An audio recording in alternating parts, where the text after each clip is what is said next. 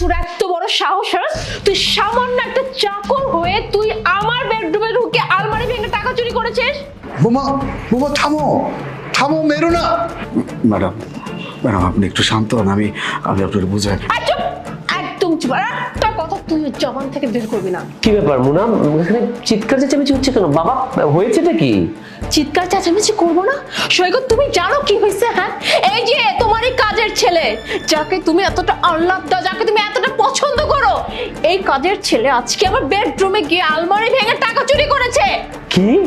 এই তুই এই বাড়িতে অনেক ছোট থেকে আছিস আর তুই কিনা আলমারি ভেঙে টাকা চুরি করেছিস? এই তোর লজ্জা করে না? বাবা রে, তোর বলে থামতে কো। কেন থামবো বাবা? এই যে তোমার আশকারায় না চাকরগুলো মাথায় ওঠে, চাকরদের সাথে এমন ব্যবহার করো যাতে মনে হয় সেই তোমার সন্তান।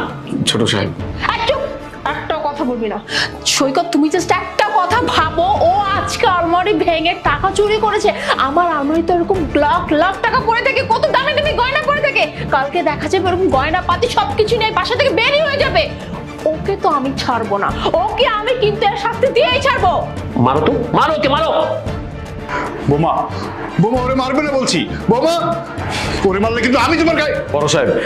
কি বাবা, কি বললে তুমি? তুমি একটা কাজের ছেলের জন্য তুমি আমার সাথে এভাবে কথা বলতেছো? তুমি আমার গায়ে হাত তুলতে চাইছো? ম্যাডাম, ছোট সাহেব আমি সবকিছু খুললা কইতেছি। বড় সাহেব হঠাৎ করে অসুস্থ হয়ে পড়ছিল, বুকে অনেক ব্যথা উঠছিল। বড় সাহেব কাতরাইতেছিল, আমার ভালো লাগতেছিল না। আপনারা তো বাড়িতে কেউ নাই, তারা তো হাসপাতাল নিয়ে যাইতে হবে, আমার কাছেও তো টাকা পয়সা ছিল না। কি করুন কিচ্ছু বুঝতে না পেরা আমি বড় সাহেবের সামনে আপনাকে আলমারিটা ভাঙছি। ভাইকে আমি মাত্র 5,000 টাকা নিয়েছি, কোনো চিন্তা করবেন না। এই 5,000 টাকা কালকে ব্যাংক খোলা মাত্র আমি টাকাটা ফেরত দিয়ে দেবো। কি বললি তুই? হ্যাঁ, তুই টাকা ফেরত দিয়ে দিবি তাই না? হ্যাঁ, তোর এত জন হয়ে গেছে যে তুই একটা সামান্য চাকর হয়ে তুই আবার আমাকে টাকা ফেরত দিবি? আর এই যে বাবা, কি কি এমন হয়েছে আপনার? হ্যাঁ, আমরা জাস্ট কয়টা দিনের জন্য একটু বাইরে গিয়েছিলাম, এই কয়দিনে তো একটু যেতেন না তাই না? বেশি তো থাকতেন।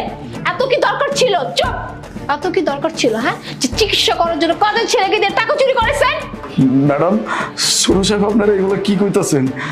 বড় সাহেবের বুকে ব্যথা উঠছিল, যে কোনো সময় যে কোনো কিছু হয়ে যাইতে পারতো। মানুষ তো অসুস্থ, মানুষ তো বয়স হয়ে গেছে। আপনারা এগুলো কি কইতাছেন? এখন আপনাকে টাকা কি বড় সাহেবের জানের থেকে বেশি বড় হয়ে গেছে?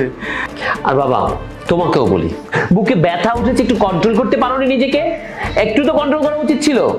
আশ্চর্য, আমিও মানে তোমাকে নিয়ে বয়স হয়েছে বাবা, এরকম ব্যথা একটু একটু থাকবেই এখন। দেখ বাবা, তুই চরমতা পিতা পড়ে যাচ্ছিল, ওই সে আমার বুকের ব্যথা উঠছিল, সে ওই